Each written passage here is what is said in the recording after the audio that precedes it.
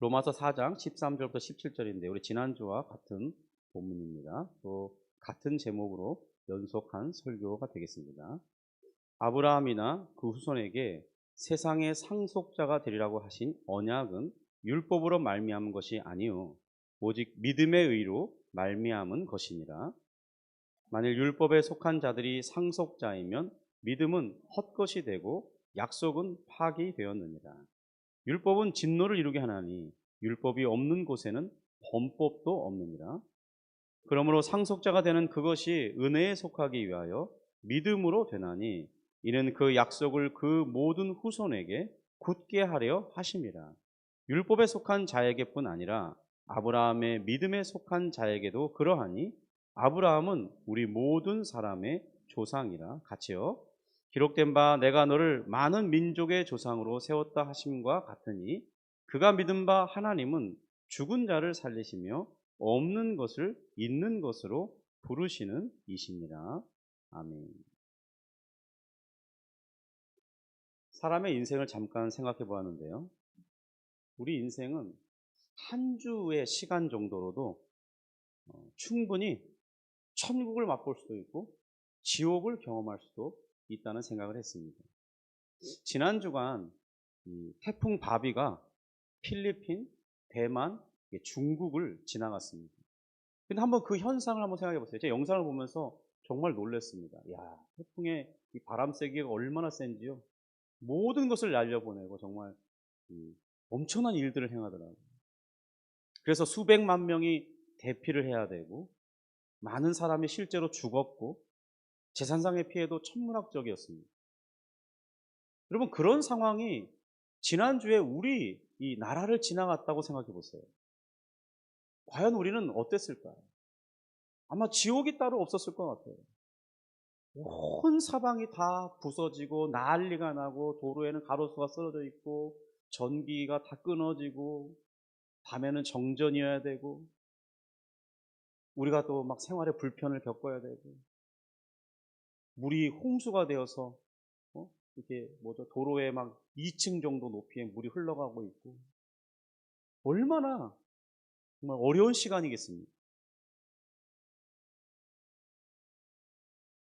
그러면서 하나님께서 왜 우리를 구원하실 때 우리에게 구원의 기초를 두시지 않는 이유가 무엇인지를 생각하게 되었습니다. 여러분, 우리는 견고하지 않은 존재라는 거예요. 하루에도 우리 생명이 끝날 수 있는 연약한 존재라는 것입니다. 만약 그런 우리에게 구원의 기초를 둘 때 우리가 만든 그 기초는 언제라도 순식간에 초토화되어 버릴 수밖에 없는 그런 상황이 있기 때문에 결코 우리에게 구원의 기반을 둘 때는 신뢰할 수 없게 된다는 거예요. 불안하다는 거죠. 두려워 떨 수밖에 없다는 거예요. 늘 맨날 전전긍긍하며 살아야 할 수밖에 없다는 사실입니다. 그렇다면 우리는 우리의 순종과 노력으로 얻었다 하더라도 얼마나 우리가 불안해야 하겠냐는 거예요. 또 다른 근심거리들로 살아가야 되겠냐는 거예요. 얻은 구원을 지켜야 한다는, 구원을 얻었기 때문에 감사했는데 이제는 이 얻은 구원을 지켜야 한다는 그 스트레스가 이만저만이 아닐 거예요. 하나님께서는 그러한 것을 아셨기에 우리의 구원의 기초를 우리에게 두지 아니하시고 오직 하나님의 이 맹세의 약속 위에 세우셨다는 것을 우리가 지난주에 살펴봤습니다. 창세기 12장 17장 2절부터 8절을 보시면요, 하나님께서는 스스로 그렇게 하시겠다는 의지의 표명으로 내가 그렇게 하겠다, 야 내가 그렇게 할 거야 라고 하시는 표시로서 내가 라는 이 표현이 6번이나 반복해서 강조하면서 나오고 있습니다. 때로는 우리 믿음이 엄청 강해 보일 때가 있어요. 야, 이 정도 믿음이면 모든 것을 다 할 것 같은 그런 순간이 우리에게 있다고. 그런데 그 믿음이 어떤 순간에는요, 모든 의심에 사로잡히게 되면서 완전히 흔들려 버리는 그런 상황도 있다는 것입니다. 그럴 때 사람은 그 순간을 견디기가 너무 어려운 거죠. 그러나 성도 여러분, 하나님의 약속은 흔들리지 않습니다. 하나님은 자신의 이 신심하심이란 반석 위에 우리의 구원의 기초를 세워주셨기 때문입니다. 이러한 내용을 우리가 지난주에 살펴봤었는데, 그럼 왜 하나님은 이렇게 하셔야 하는 것이겠습니까? 우리의 순종의 일부를 좀 포함시켜 주시면 안 되는 겁니까? 그러면 우리 마음도 한결 편할 것 같은데, 그죠? 전부 다 하나님이 해주신 게 맞아요. 그렇지만 그래도 그 중에 한 가지 정도는 우리가 기여할 수 있도록 허락해 주셔서 약간의 이 뿌듯함, 하나님 그래도 내가 하나님의 은혜를 받은 자로서 조금 이 구원에 기여할 수 있도록 허락하신 거 감사합니다, 그러면서 하도록 해주시면 안 되는 것입니까? 그런데 하나님은 결코 그런 길을 허락하시지 않으신다는 거예요. 오히려 우리가 자랑거리로 삼을 만한 모든 것들을 다 내려놓으라고, 절대로 그것을 들고 있어서는 안 된다고 말씀하신다는 거예요. 너의 행위도 아니다, 너의 할례도 아니고 세례도 아니다. 우리가 보고 있는 이 본문에서는 하나님이 직접 이스라엘에게 주신 율법조차도 아니라라고 말씀하신다는 거죠. 여러분, 그런 이유가 무엇이겠습니까? 하나님 우리를 부끄럽게 하시려고 그러는 걸까요? 야, 너 공짜로 얻었지? 자랑하지 마. 어휴, 이렇게 하시려고 그렇게 하시겠냐는 거예요. 분명한 것은 그것이 아니라는 겁니다. 하나님께서 그렇게 하시는 것은 우리를 책임지시고 확실하게 구원하시기 위해서라는 거예요. 결코 흔들리지 않도록 하여서 그것을 의지하는 우리에게 안심할 수 있도록 오로지 하나님 자신에게 구원의 지초를 두신다는 것입니다. 바로 이것에 대해 사도 바울은 14절에 이렇게 기록합니다. 우리 14절 다시 한번 읽어봅니다. 만일 율법에 속한 자들이 상속자이면 믿음은 헛것이 되고 약속은 파기되었느니라. 그러면 우리는 왜 도대체 하나님이 오로지 약속으로만 구원하시는 것이겠습니까? 첫 번째로 율법은 약속을 이루는 방법이 될 수 없습니다. 사도 바울은 13절에서 약속이 율법에 기초하고 있지 않다고 했습니다. 그 이유에 대해서 바로 14절, 15절에서 설명하는 거죠. 우리 다시 14절, 15절 같이 한번 읽어봅니다. 만일 율법에 속한 자들이 상속자이면 믿음은 헛것이 되고 약속은 파기되었느니라. 율법은 진노를 이루게 하나니 율법이 없는 곳에는 범법도 없느니라. 바로 이 말씀의 의미는, 만약 하나님께서 구원을 받는 이 조건을 율법을 지키는 사람들에게 주시기로 하셨다면 믿음은 무의미해지는 것이고 약속의 효력은 상실된다, 그런 의미입니다. 사실 율법의 이 명목상의 길은 열려 있는 길이 맞습니다. 왜냐하면 로마서 2장 13절에 이렇게 기록되고 있거든요. 한번 PPT를 보여주세요. 로마서 2장 13절입니다. 오직 율법을 행하는 자라야 의롭다 하심을 얻겠다, 이렇게 말씀하셨습니다. 그리고 예수님께서 직접 하신 말씀인데요, 누가복음 10장 28절입니다. 우리 한번 10장 28절 같이 읽습니다. 예수께서 이르시되 내 대답이 옳다다, 이를 행하라, 그리하면 살리라 하시니. 그러니까 이것은 무슨 내용이냐면, 이게 율법사가 예수님께 나와서 물은 것입니다. 하나님, 우리가 하나님을 어떻게 영생을 얻을 수 있겠습니까? 우리가 어떻게 해야 됩니까? 라고 물을 때 율법사가 하나님을 사랑하고 이웃을 사랑하는 것입니다, 이렇게 대답했어요. 그랬더니 예수님이 하신 대답이 뭐냐면, 너의 대답이 옳도다, 그러니까 그 율법을 행하라, 그리하면 네가 살 것이다, 이렇게 말씀하셨다는 거죠. 그러니까 여러분, 우리가 분명한 것은 뭐냐면, 우리가 이 모든 율법을 지킬 수만 있다면 그러면 하나님은 우리를 의롭다 하실 것이고 살 길이 열릴 것이라는 것은 분명하다는 거예요. 여러분, 그런데 문제가 무엇입니까? 이게 실질적으로는 불가능한 길이라는 것입니다. 죄인으로 태어난 우리는 그게 불가능해요. 여러분, 9가지를 지켜도 한 가지를 범하게 되죠. 그러면 율법은 마치 이 모든 계명을 다 어긴 것처럼 우리를 정죄한다는 것입니다. 9가지를 지킨 것이 중요한 것이 아니라 한 가지를 범한 것이 우리를 정죄에 이르게 하기 때문이에요. 그리고 그 지키지 못한 것이 하나님으로부터 진노를 일으키는 요소가 된다는 것입니다. 이것이 바로 율법이 가진 정죄의 기능이에요. 그러니까 율법을 행하며 살 것이라는 이 말씀은 이 명목상으로는 옳은 길이 맞아요. 열린 길이에요. 그런데 실질적으로는 죄인인 우리에게는 닫혀진 길이에요. 그래서 율법으로 의롭다함을 얻으려는 그 시도를 모든 사람들에게 하는, 그 모든 사람들에게 절망의 벽일 뿐입니다. 너무나 높은 벽인 거예요. 멀리서 보면 그 산이 낮아 보입니다. 그 절벽, 좀 오를 만한 절벽처럼 보여요. 그런데 산 밑에 가보니까 오를 수 없는 절벽인 거예요. 각도가 90도인 거예요. 여러분, 그래도 이 산을 오르는 사람들이 한 80도, 70도는 돼야 올라가지 않겠어요? 90도 절벽을 수백 미터, 수천 미터 되는 그런 높이의 산이라면 올라갈 수 없는 겁니다. 율법에 대한 요구를 성취해야 될 의무는 사실상 이 언약의 공동체에게 요구하는 것이 아니라 이것은 이 언약인 머리인 대표자에게 요구하는 사항이었다는 겁니다. 우리는 언약의 머리가 두 사람이라는 걸 알고 있어요. 첫 번째는 아담이고요. 두 번째는 마지막 아담인 이 그리스도예요. 첫 번째 아담은 실패자였고 이제 희망은 두 번째 아담으로 오신 그리스도께만 희망이 있어요. 그럼으로써 하나님께서는 이 율법의 요구를 이루실 그리스도를 보내줄 것이니까 너희는 이제 그를 믿으라 약속하신 것이고 그 약속을 믿는 자를 의롭다 하는 것을 칭해 주신 것입니다. 이것이 바로 약속의 핵심 내용이에요. 그리하여 구원이 오직 하나님의 은혜에 속하도록 하신 것이죠. 아브라함은 그리스도가 오시기 전에 무슨 약속을 받았냐? 내가 그 약속의 씨 후손을 보내줄 것이다. 그리고 그를 믿음으로 의롭다함을 얻는 이 믿음의 자손들이 허다할 것이라고 말씀해 주신 거예요.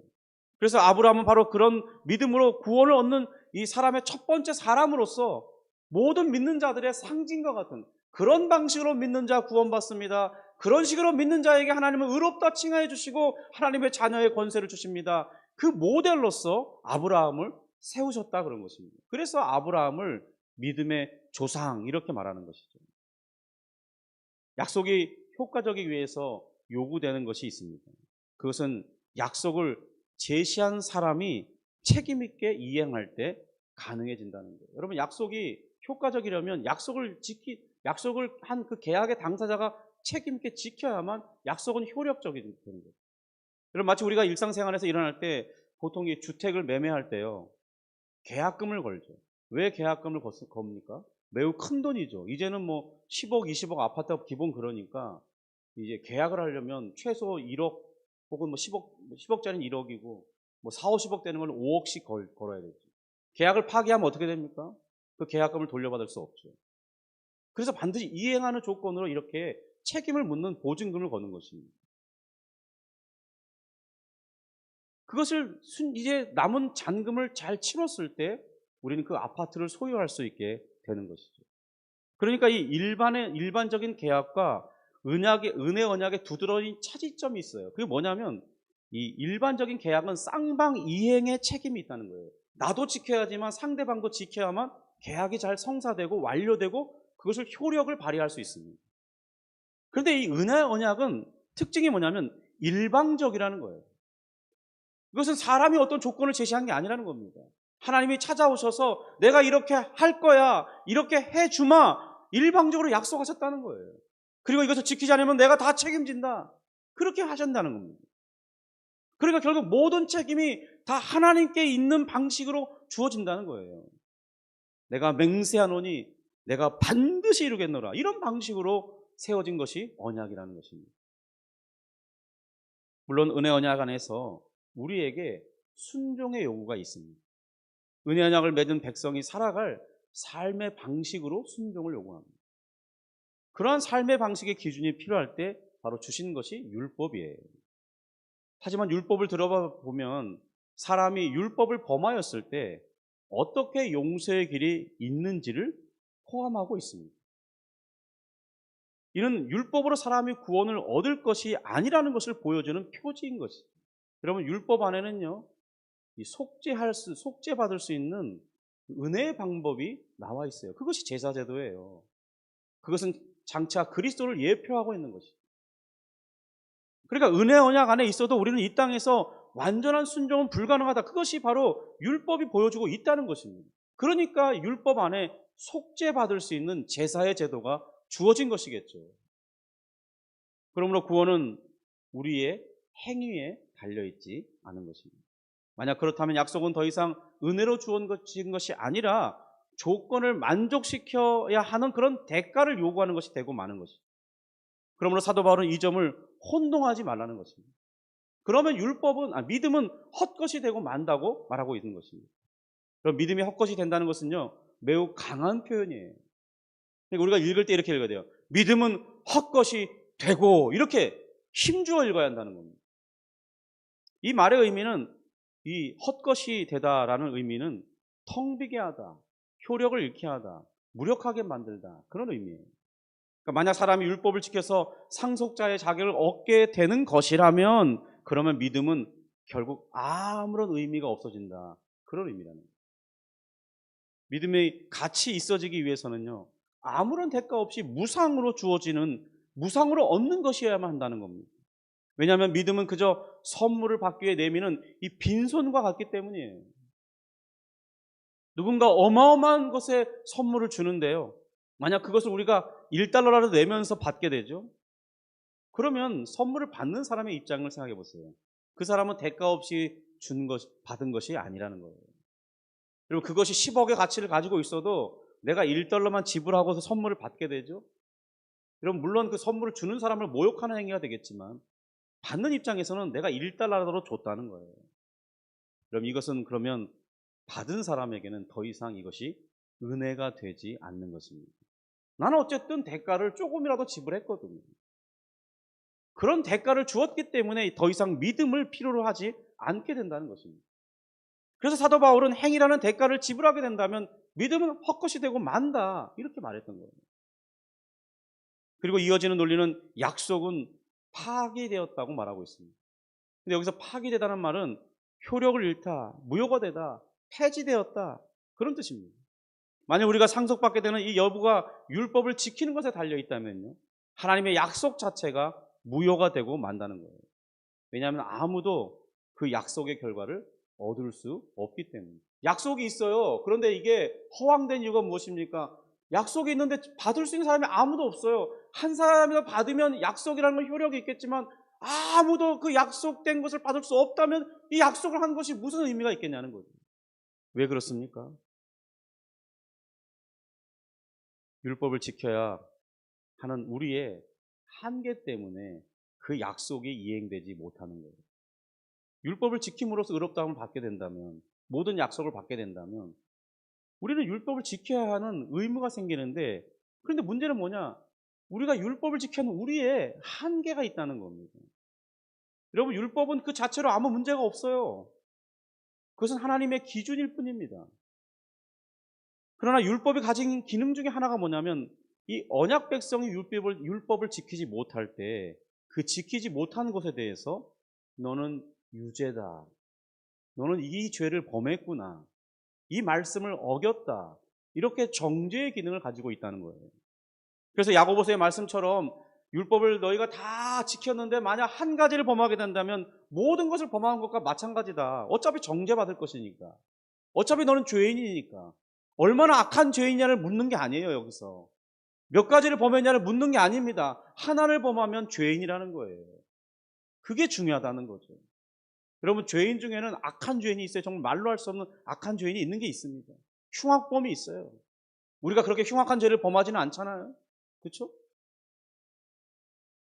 그런데도 성경은 흉악범이냐, 뭐 작은 경범죄를 범한 사람이냐, 그걸 구분한 게 아니라 그냥 단지 율법은 너가 죄인이냐 아니냐를 말해주고 있을 뿐이라는 거예요. 근데 다 우린 그러면 경범죄를 범했든 흉악죄를 범했든 그것에 대한 형벌의 이 강도는 다를 수 있겠지만 형벌을 받아야 할 죄는 벗어날 수 없다는 거죠. 그러면 어떻게 되는 것입니까? 약속된 기업을 상속받을 조건이 율법을 지켜야 한다는 것이었으니까 율법을 범하는 그에게 약속된 것을 받을 수 있는 기회조차도 사라지고 만다는 것이죠. 여러분, 우리가 오해하지 말 것이 있습니다. 율법을 지켜야 한다는 게 단지 율법 조항 하나만 지켜야 된다는 그런 정도가 아니라는 거예요. 여러분, 율법이 주어졌을 때는 율법의 모든 조항을 다 지켜내야만 살 길이 열린다, 그런 의미예요. 그럼 언제까지? 시기를 논해봐야겠죠? 그러면요, 이 태어나면서 죽을 때까지 모든 율법을 다 한 번의 실수도 없이 지켜야 된다, 이런 조건이라는 거예요. 그러니까 범위와 길이가 완벽해야 된다, 이걸 요구한다는 거예요, 율법이. 여러분, 우리 그거 가능하겠습니까? 여러분, 그거 가능하시겠습니까? 가능하시겠어요? 가능하시겠어요?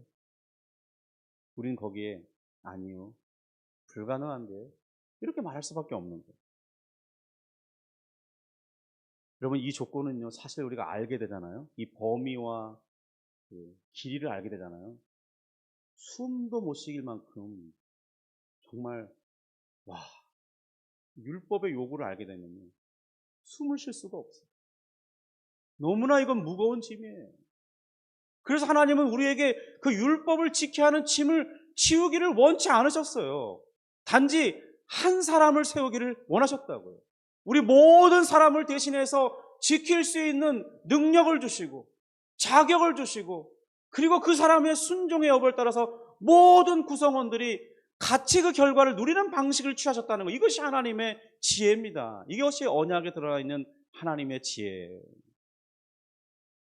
여러분 그런데도 우리는 이런 기준을 알면서도 율법을 지키면 의롭다함을 받을 수 있고 살게 될 것이라니 명목상의 원리에 의지하려고 하는 시도를 하고 싶은 유혹을 우리가 늘상 받는다는 거예요. 그러나 기억하십시오.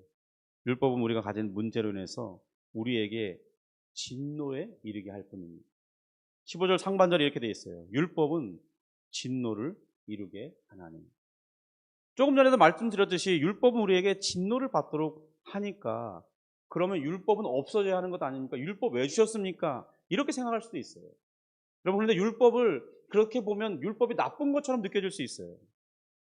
그런데 우리가 착각하지 말아야 할 것이 있습니다. 만약 율법의 요구가 없다면요 어떤 문제가 발생하는지 아세요? 우리에게 율법의 요구가 주어지지 않았죠. 그러면 어떤 문제가 발생하냐? 예수 그리스도께서 순종해야 할 조건도 없어져요. 그러면 우리를 위해 마련하실 의로움을 준비할 수 있는 기반도 사라져요. 이해하셨습니까? 이해되셨어요? 그러니까 우리가 지금 율법을 통해서 구원을 얻으려고 하는 그런 시도가 여기에 있다 기록하잖아요. 그러니까 만약 율법의 요구, 율법을 완전히 다 순종해내야 된다. 그러면 하나님 앞에 의로움을 받는다. 이것이 너희가 살게 될 것이다. 영생을 얻게 될 것이다. 이것이 율법의 요구란 말이에요. 순종하면 영생을 얻을 것이다. 의로움에 이를 것이다. 이것이 율법의 조건이라고요.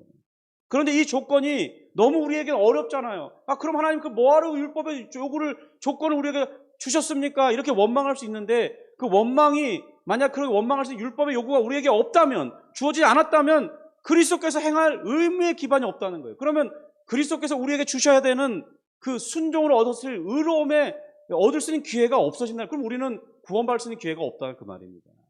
이해되셨어요? 그러니까 율법이 주어져야 되는 것입니까? 주어져야 돼요. 그런데 누구에게 주어진 것이냐는 거죠.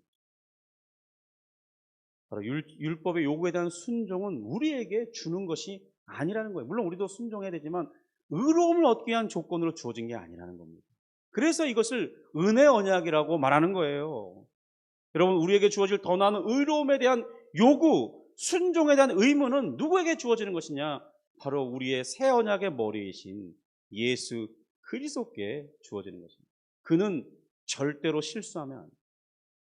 율법의 범위와 시간에 다 순종해내야 할 의무가 그에게, 그래야만 우리에게 구원의 길이 열리는 거예요. 그래서 예수님이 의로운 자로 이 땅에 오셨어요. 친히 율법의 모든 것에 다 순종하시고 순종을 얻으신 의로움이 그리스도를 믿는 자에게 함께 주어지는 것입니다. 그리고 로마서 7장에 율법에 대해 이렇게 말합니다. 율법은 거룩하고 의롭고 선한 것이라고 말해요. 왜냐하면 율법이 하나님으로부터 온 것입니다. 여러분 율법을 들여다보면 하나님이 어떤 분이신지 알 수 있어요. 무엇을 사랑하고 무엇을 미워하고 무엇을 좋아하고 무엇을 싫어하는지 알 수 있습니다. 하나님이 어떤 성품을 가지신 분인지 알 수 있어요. 하나님 우리에게 원하시는 것이 무엇인지 명확하게 알 수 있는 것이 율법입니다. 그러므로 율법이 없으면 하나님의 뜻이 무엇인지 우리는 알 수가 없어요. 만약 우리가 은혜로 구원받은 것이 너무 감사해요. 그래서 이제는 나도 하나님을 사랑하게 됐어요. 하나님의 무한하신 사랑에 감동돼서 나도 하나님을 좀 사랑하고 싶어요. 그럼 이렇게 묻게 될 것입니다.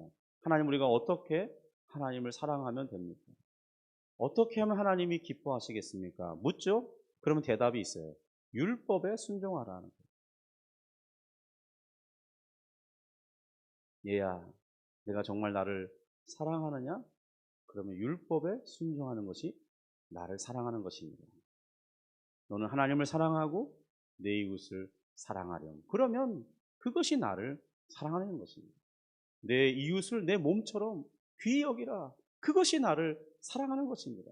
거짓말을 하지 말고, 거짓 맹세하지 말고, 이웃의 것을 탐하지 말고, 부모에게 순종하고, 살인하지 말고, 도적질하지 말라. 그것이 나를 사랑하는 것이라는 거예요. 그러므로 율법 자체로는 문제가 없는 것입니다. 문제는 무엇이냐? 율법을 지키지 못하는 우리가 문제인 거예요. 여러분, 여기서 율법의 한계가 드러나는 거예요. 율법은 죄를 지었을 때 그 죄를 지적하고 정죄할 수 있는 기능이 있어요. 그런데요, 율법이 못하는 게 있어요. 율법은 죄인을 의롭게 할 수 없다는 한계를 가지고 있어요. 죄인의 죄를 용서하고 의롭다 할 수 있는 방법이 율법 안에 있었다면 그렇게 됐을 것입니다. 그러나 우리를 의롭게 할 수 있는 유일한 방법은 누군가가 그의 죄를 대신해서 형벌을 받아주는 거예요.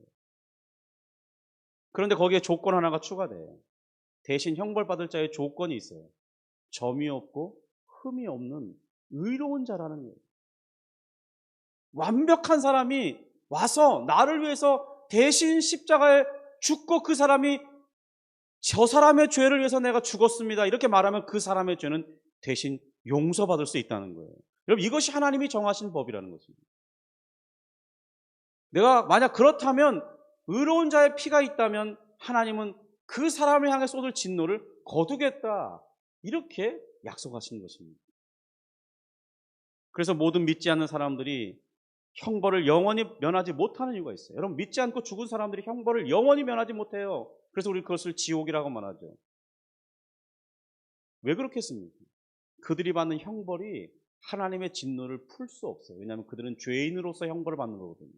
의로운 자의 피가 아니에요. 그래서 그들이 영원히 형벌받아도 지옥에서 면제받지 못하는 것입니다.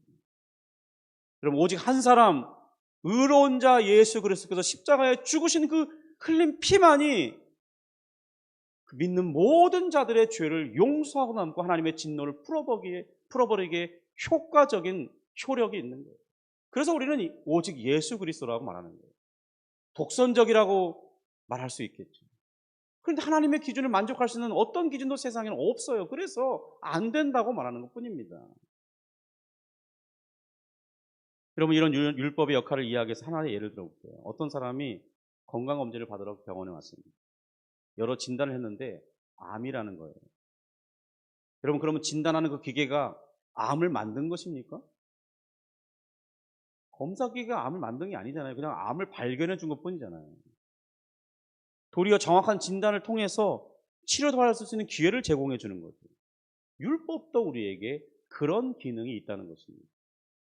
갈라디아에서 사도 바울이 율법이 우리에게 몽학선생, 이제 새롭게 번역된 것은 초등교사라고 하는데요. 그런 율법이 우리에게 초등교사가 되어서 우리를 그리스도께 인도한다고 말했습니다. 그러니까 우리의 죄가 무엇인지 명확하게 드러나지 않을 때는 우리가 죄인인 줄 깨닫지 못해요. 그러면 어떤 문제가 생기냐? 그리스도께 나아가야 할 필요성이 잘 드러나지 않는다는 거예요. 그렇지만 율법을 통해서 나의 죄가 무엇인지를 알게 될 겁니다.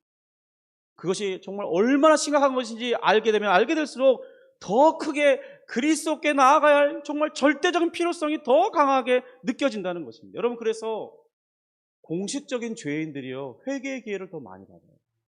여러분, 세리가 왜 가슴을 치면서 주님, 나는 죄인입니다.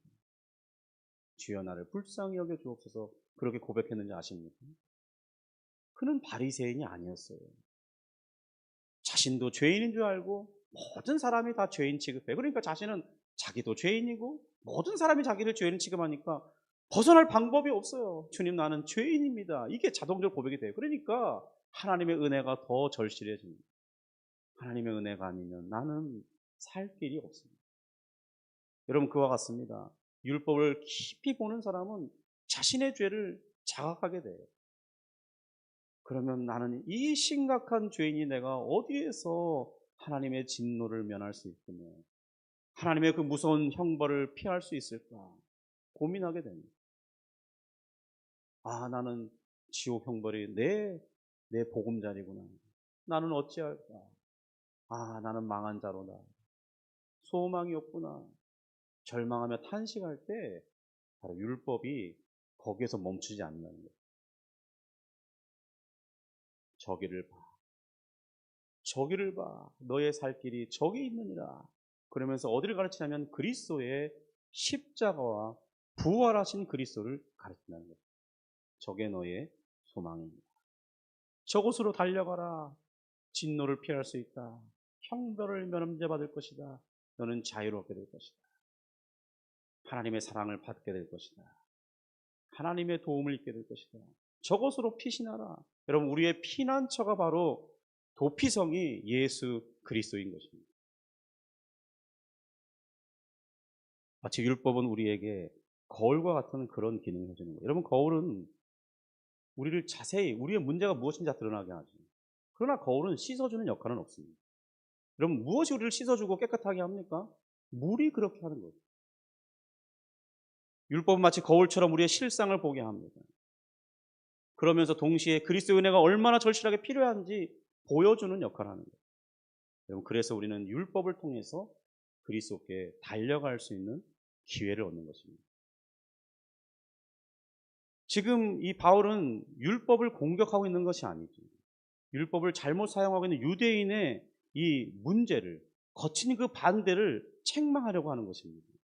처음부터 하나님은 그렇게 말씀하신 적이 없었거든요. 율법을 통해 의롭다 하시겠다는 의도로 우리에게 주신 것이 아니라는 거예요. 율법은 사실 은혜 받은 백성들에게 주신 것입니다. 내가 베푼 이 은혜를 너희가 이제 언약을 맺었으니 너희가 나를 사랑하고 싶으냐? 그러면 이렇게 하면 된다.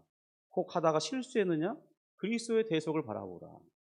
이것이 율법이 주어진 목적이었다는 거예요.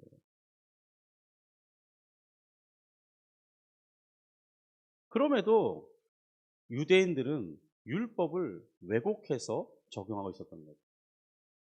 그 교만함이 그들을 넘어지게 하는 것입니다. 그런데 우리도 유대인과 같은 실수를 반복하고 있다는 거예요. 여러분, 우리가 그리스도를 믿음으로 은혜를 받았는데 살아가는 동안 우리도 유대인과 같은 착각을, 실수를 반복하고 있다는 것입니다. 어떤 실수입니까? 우리가 유대인들을 향하여 왜 저런 율법주의에 빠질 것인가 이렇게 말할 수 있겠지만 정작 우리 자신을 돌아보면 우리도 끊임없이 동일한 시도를 하고 있다는 거예요.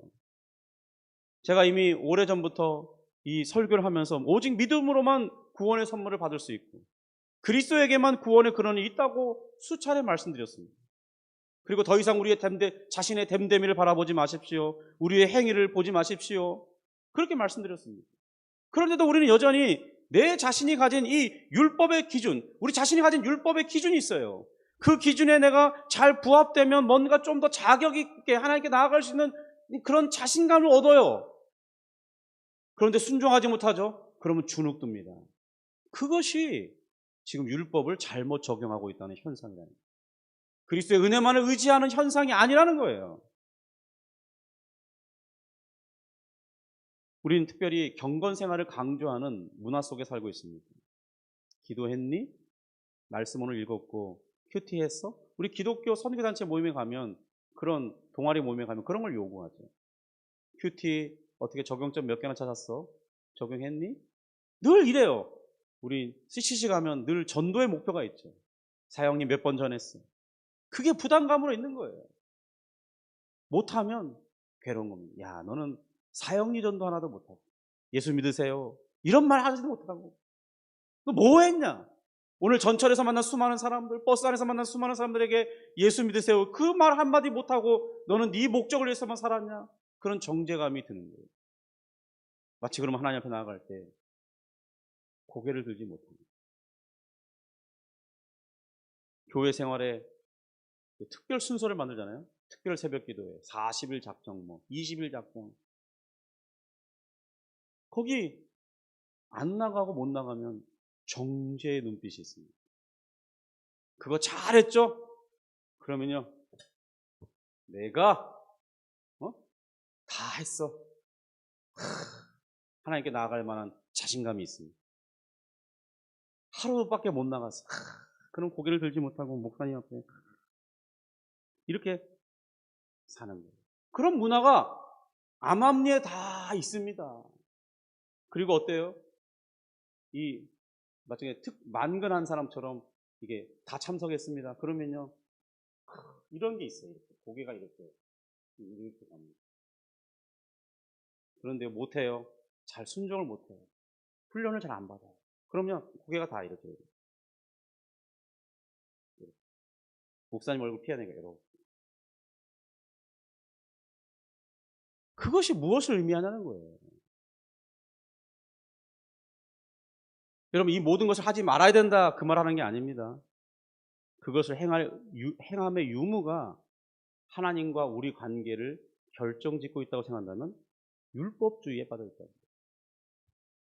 우리가 하나님 앞에 담대히 설 수 있는 근거가 오직 예수 그리스도가 아니라 다른 것이라면 지금 이 사도 바울이 말하고 있는 문제에 우리가 직면해 있다는 것입니다.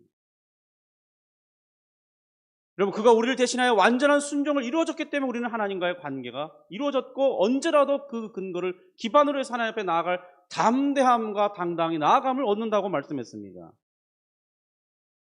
그리고 그를 믿을 때 그가 이루신 의로움과 죄 용서함의 은혜가 함께 누리는 것이라고 말씀하고 있습니다. 여러분, 그래서 존 칼빈은 이런 말씀을 설명하면서 사람의 행위에 약속을 메어둔다면 모든 사람은 절망할 수밖에 없습니다. 그러므로 하나님의 약속을 자신의 은혜 위에 세우셨습니다. 이렇게 말하고 있습니다. 성도 여러분, 이것이 복음입니다. 복음은 우리의 실패를 가볍게 여기지는 않습니다. 복음은 그러나 도리어 우리의 실패가 얼마나 심각한 것인지를 드러내요. 그리고 거기서 멈추는 것이 아닙니다. 그 실패보다 더 크신 하나님의 은혜가 마련되고 있다고 우리에게 제시하는 것이 복음입니다. 그 선물이신 그리스도를 받으라는 것. 그리스도 안에 나타난 죄 용서함과 의로움을 믿음으로 받으라는 것입니다. 하나님께서는 그것을 율법을 주시기 수백 년 전에 아브라함에게 먼저 보여주신 것입니다. 또한 할례를 받기 전에 무할례 시에 보여주시고 약속하시면서 아브라함은 자신이 그것을 자신을 위한 선물인 줄 알고 믿음으로 받은 것입니다. 아브라함아, 저 별을 보라. 너의 후손이 저와 같을 것이다. 내가 반드시 그렇게 할 것이다. 하나님께서 아브라함이 자신이 한 약속을 이루기 전에도 믿는 그 믿음 안에서 장차 이루어 주실 그리스도를 통해 주실 의로움을 먼저 그에게 전가시켜 준 것입니다. 이 표현이 우리에게 오해로 다가와요. 이 4장 3절에 보면 이렇게 되어 있죠. 우리 4장 3절 한번 같이 읽어보겠습니다. 아브라함이 하나님을 믿음에 그것이 그에게 의로 여겨진 바 되었느니라. 그러니까 마치 간주되다, 아닌데 그렇게 생각하다, 이렇게 번역이 되는 거죠. 그럼 그게 아닙니다.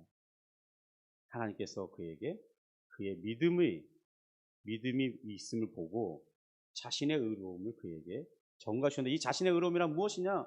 장차 사람으로 오실 예수 그리스도께서 이루신 그 의로움을 미리 그에게 부여해 주셨다. 그의 계정에 넣어 주었다. 그런 의미라는 겁니다. 여러분, 그러면 하나님의 약속은 얼마나 귀한 것입니까? 시간과 역사를 초월해서 미리 아브라함에게 주셨던 거예요. 여러분, 그러므로 하나님은 모든 것을 은혜 안에서 확실하게 해주시기를 원하셨던 것이죠. 지금까지 바울은 이런 논증을 한 문장으로 정리했습니다. 16절입니다. 우리 같이 읽습니다. 그러므로 상속자가 되는 그것이 은혜에 속하기 위해서 믿음으로 되느니 이는 그 약속을 그 모든 후손에게 굳게 하려 하심이라. 율법에 속한 자에게뿐 아니라 아브라함의 믿음에 속한 자에게도 그러하니 아브라함은 우리 모든 사람의 조상이라. 그럼 복음의 핵심이 여기 있습니다. 그러므로 라는 것은 앞서 설명한 내용을 결론짓는 내용이죠. 율법으로는 안 됩니다. 행위로도 안 됩니다. 왜냐하면 우리 모두는 죄인이기 때문입니다. 그래서 하나님은 우리가 생각하는 것이 아니라 우리가 생각하지 못했던 다른 길을 준비하셨습니다. 그것을 미리 약속하셨다는 겁니다. 그 길이 은혜에 속하게 하기 위해서라고 할 때 이 원문을 지역하면 은혜를 따라 은혜의 근거에서 그런 말이에요. 그러므로 우리는 은혜의 근거에서 믿음으로 의롭다함을 받았다는 것을 잊지 말라는 거죠. 그것을 내 생활에서도 늘 적용하라는 것입니다. 완전하게 체질화시키라는 거예요. 하나님께 나아갈 때는 나의 의로움의 근거는 오직 예수 그리스도께 있음을 생각하고 나아가는 것, 이것이 바른 믿음의 표현이라는 것입니다. 언제나 항상 그렇다는 거예요. 내가 잘났든 못났든 믿음이 강하든 약하든 내 삶에 절망이 왔든 희망이 있든 상관없이 언제나 하나님께 나아갈 때는 그리스도의 은혜를 의지하는 그 믿음으로 나아가는 자, 그를 복되다 한다는 것입니다. 그래서 종교개혁자들은 믿음을 빈손이라고 표현했습니다. 빈손은 자랑할 것이 없죠. 여러분, 근데 빈손은 그러나 무엇이든지 받을 수 있습니다. 근데 여러분이 만약에 손에 무엇을 쥐고 있어 보세요. 받을 수 없습니다. 쥐고 있는 손은 다른 걸 받을 수가 없는 거예요. 그러므로 믿음도 결코 자랑거리가 될 수 없는 것입니다. 나의 믿음이 얼마나 강하든지, 그 믿음이 커서 얼마나 큰 능력을 나타내고 있든지 상관없이 자랑일 수 없는 것입니다. 반면 보잘것 없어도 주눅들 필요는 없습니다. 내 믿음이 정말 하찮아요. 믿음이 꺼져가는 촛불 같아요. 여러분, 그래도 주눅들 필요가 없습니다. 왜냐하면 단지 그 믿음은 의롭다함을 얻는 데 있어서 그냥 빈손처럼 수단이에요. 그냥 손을 내밀기만 해요. 손이 더럽냐 깨끗하냐 크냐 작냐를 묻지 않아요. 내미는 빈손에 하나님은 은혜를 주신다는 것입니다. 그렇다면 하나님께서는 왜 우리의 행위가 아니라 믿음을 요구하시는 것일까요? 사도 바울의 대답은 이것입니다. 이는 그 약속을 그 모든 후손에게 굳게 하려 하십니다. 여러분, 굳게 하다는 것은 확실하게 하다, 흔들리지 않는다, 보증한다, 그런 의미입니다. 하나님께서 오직 믿음으로 구원하시기로 하신 이유는 이 구원을 불안하게 주시려는 것이 아니라 너가 가장 확실하게, 너가 얻은 구원을 가장 정말 잃을까봐 전전긍긍하지 않는 그런 방식으로, 절대로 불안함을 느끼지 않는 방식을 위해서 하나님은 오직 믿음이라는 방식을 통했다는 거예요. 우리 하나님은 얼마나 자비하시고 긍휼이 풍성하신 하나님이십니까? 한번 생각해 보세요. 구원이 우리의 순종의 여부에 달려 있다면 우리는 단 하나도 확신을 가질 수 없을 거예요. 어느 날은 잘 순종할 수 있어요. 그러나 다른 날은 완전히 실패 그 자체입니다. 그런 우리의 순종을 구원의 기초로 삼을 수 있겠습니까? 믿음도 마찬가지죠. 어느 날은 엄청 잘 믿어집니다. 그런데 다른 날은 의심에 빠져들어요. 우리 감정도, 우리 결심도 마찬가지입니다. 어느 날은 좋지만 어느 날은 나빠요. 시시때때로 바뀝니다. 그런 정말 가변무상한 그런 우리 자신에게 구원의 기초를 둔다면 우리는 무엇으로 우리 자신을 안심할 수 있겠습니까? 저도 한때 복음을 잘 몰랐을 20살, 10대 후반부터 20대 초반까지 그런 상태에 있었어요. 늘 불안합니다. 금요일에 내가서 쥐 외친 날은 구원의 기쁨이 충만해요.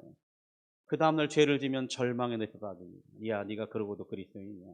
네가 구원받은 자 맞아? 네가 무슨 면목을 하나님께 나아가냐? 그런 정죄의 소리가 짓누를 때는 정말 그렇습니다. 나는 구원받을 자격이 없습니다. 지옥불은 내 것입니다. 그러고 있는 거예요. 구원의 기쁨을 향유하지 못했습니다. 복음을 완전히 오해하고 있었죠. 그러던 어느 날 로마서를 반복하며 읽고 외우며 암송하면서 어느 날 불현듯 깨닫게 되었습니다. 마치 어거스틴처럼 말씀이 저를 깨닫게 했습니다. 구원의 여부가 내게 있지 아니하고 오직 그리스도께 있다는 사실을 알게 하시면서 믿음으로 선물로 받는 것이기 때문에 내가 확인할 것은 성령께서 선물로 주신 그 믿음만 확인하고 있으면 된다는 거예요. 내가 그리스도를 부정하지 않는 그 믿음이 내게 있으면 더 이상 흔들릴 필요가 없다는 거예요. 내 믿음이 얼마나 크냐 강하냐에 중요하지 않고 그 고백하는 거부할 수 없는 믿음이 내 안에 있으면 성령님은 나와 함께 하시고 성령이 함께 하시는 자는 그리스도를 주라 고백하게 하고 그 사람은 하나님의 자녀이고 영원한 정말 하나님의 나라는 보증되어 있고 약속은 확실하고 그것이 나의 상속된 기업이라는 거예요. 여러분, 저는 정말 이 루터처럼 그날 하늘문을 열어 제치고 천국에 들어간 자가 되었습니다. 천국을 침노한 자가 된 것이죠. 그것을 누리는 자가 된 것입니다. 그리고 다시는 흔들림 없이 믿음의 안에서 안착하며 오직 그리스도만을 바라보면서 살았던 것입니다. 또다시 죄를 지면 정죄의 소리가 들리지만 그때마다 나는 예수 그리스도를 믿는 자라고 선포하면서 나 된 것은 내가 하나님 앞에 나아갈 수 있는 유일한 길은 예수 그리스도고 그는 나를 용서하셨다고 선포하면서 사탄아 물러가라라고 예수님의 이름으로 선포할 수 있었던 것입니다. 그러므로 말미암아 평안이 내 마음에 자리하고 있다는 사실을 확인하고 있습니다. 여러분, 그런데 우리는 또 하나의 근심거리가 있어요. 목사님, 제 믿음은 너무 연약합니다. 보이지 않는 그 씨 같아요. 참게 하나만 못합니다.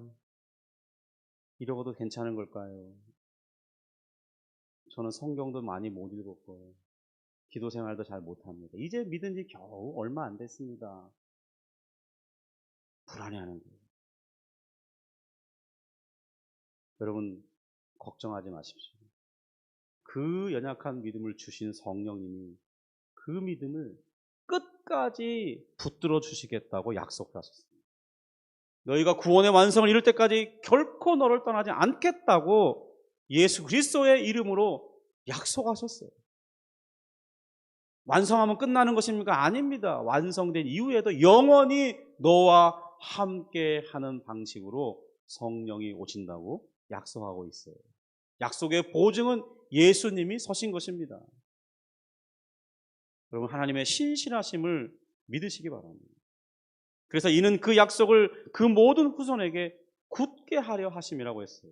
사도 바울은 이제 아브라함이 어떤 하나님을 믿었는지를 보여주면서 우리가 믿는 그 하나님이 어떤 분인지를 알려주고 있는 거예요. 17절입니다. 우리 같이 읽습니다. 기록된 바 내가 너를 많은 민족의 조상으로 세웠다 하신 것 같으니 그가 믿은 바 하나님은 죽은 자를 살리시며 없는 것을 있는 것으로 부르시는 이십니다. 사도 바울은 지금 아브라함의 믿음이 어떠함을 말하기 전에 그가 믿은 하나님을 말하고 있는 것입니다. 성경을 어떻게 읽느냐가 매우 중요해요. 지금 믿음이 강해야 한다고 말씀하지 않고 그 믿음의 크기도 말하지 않아요. 아브라함이 믿은 그 하나님이 위대하신 하나님이라고 말하고 있는 거예요. 하나님은 죽은 자를 살리시며 없는 것을 있는 것으로 부르시는 그 하나님을 믿었다라고 말하는 거예요. 그 하나님은 지금 우리 아버지로 계십니다. 주 예수 그리스도를 주신 분으로 계십니다. 아브라함이 그런 하나님을 믿었을 때 그 자신은 늙었습니다. 사라는 이제 더 이상 아이를 낳을 수 없는 상태가 되었어요. 그래도 하나님은 끝났다라고 말하지 않으시고 그곳에서 자신의 일을 행하였습니다. 그것은 하나님께서 아브라함에게 이 약속이 어떻게 이루어지는지를 알게 하시려고 그렇게 하신 거예요. 아브라함아, 너는 어떤 경우라도 너 자신을 바라보지 말아라. 너를 의지하지 마라. 너에게 한 이 약속을 내가 이루는 것입니다. 내가 이루는 것이니라. 이것을 알게 해주시려고 하신 것입니다. 여러분, 약속이 얼마나 확실한지 보여주시려는 거였죠. 정말로 아브라함이 믿은 그 믿음이 그러한지를 우리에게 보여주시기 위해서, 하나님은 그 아브라함 믿은 그 믿음의 내용, 그것이 정말 얼마나 확실하게 하나님이 이루시는지 알게 하시기 위해서 이삭을 99세 때 잉태하게 하시고 100살 때 얻게 하십니다. 그리고 그것이 더 확실한 것을 우리에게 알게 하고, 하나님은 나중에 이삭을 이제는 번제로 바치라고 했습니다. 어쩌면 그것은 아브라함을 위해서가 아니라 잘 믿지 못하고 의심하는 우리를 위해서, 정말 아브라함의 믿음이 어떤 것인지를 보여주기 위해서, 그 핵심이 무엇인지를 알게 하기 위해서 우리에게 모델로 사용하셨다는 거예요. 여러분, 아브라함, 이삭을 번제로 바치면 어떻게 되는 것입니까? 약속은 끝나는 거죠. 그런데 아브라함은 순종했습니다. 기억하십시오.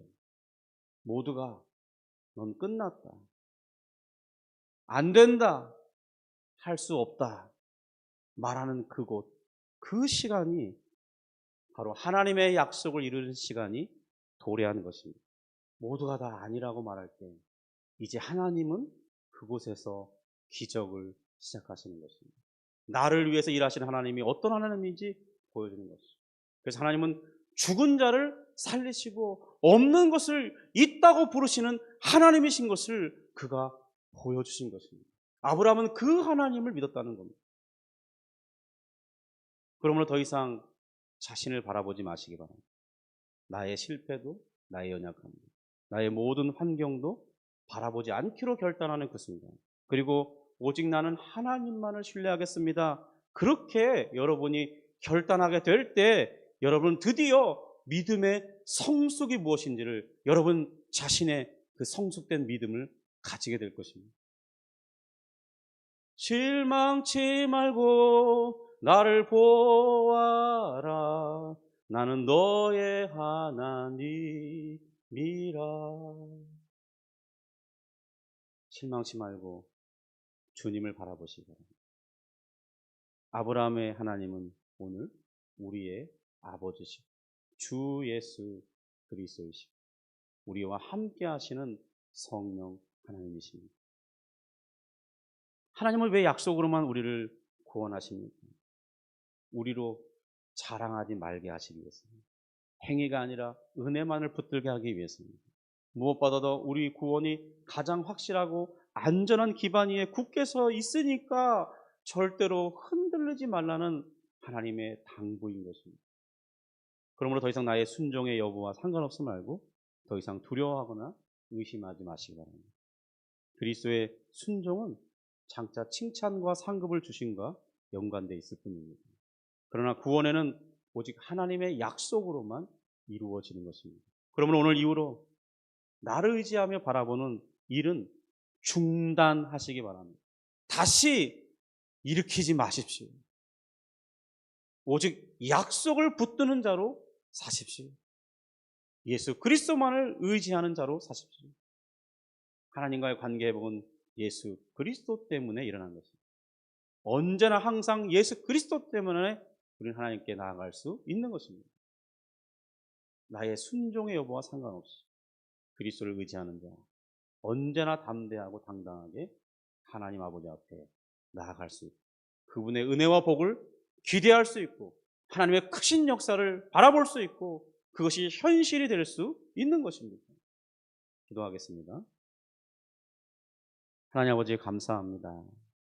오직 이것이 믿음으로 되는 것을 보시게 하시기 위해서 오직 약속을 따라 믿는 자에게 주어지는 것임을 보여주시기 위해서 이 귀한 말씀 우리에게 허락해 주시고 한 사람 아브라함을 세워서 어떻게 믿음으로 말미암아 의롭다함을 얻게 되는지 보여주시니 감사합니다. 아브라함이 믿는 그 하나님 우리도 믿게 하여 주옵소서. 죽은 자를 살리시고 없는 것을 있는 것으로 부르시는 전능하신 하나님이요 우리의 방패로 오시는 하나님 그 하나님을 신뢰하면서 어떤 순간에도 어떤 환경에서 나의 소망은 오직 그리스도께 두는 참된 믿음을 가진 자가 되게 하여 주시고 그것을 통해서 하나님이 예배하신 모든 은총을 받아 누릴 수 있도록 인도해 주시옵소서. 예수님의 이름으로 기도합니다. 아멘.